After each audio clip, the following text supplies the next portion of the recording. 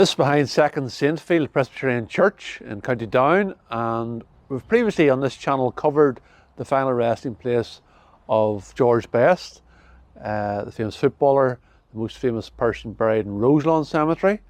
But working back our way then, this is his maternal grandparents buried here at the Withers plot here in 2nd Saintfield.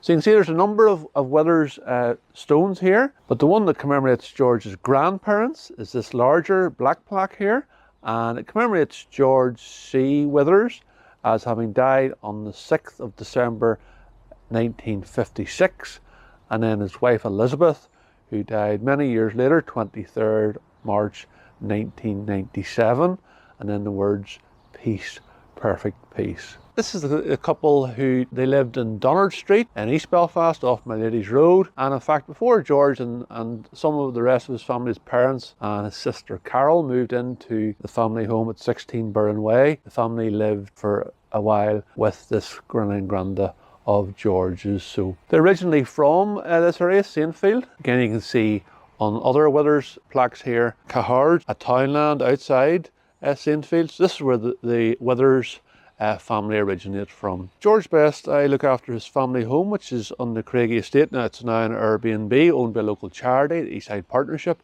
And on the tours, I do talk about George's closeness with both sets of his grandparents, but particularly having lived with them, his grand and granda Withers. His granda Withers, sadly, he passed away in 1956, and that is when George was sitting his 11+ exam.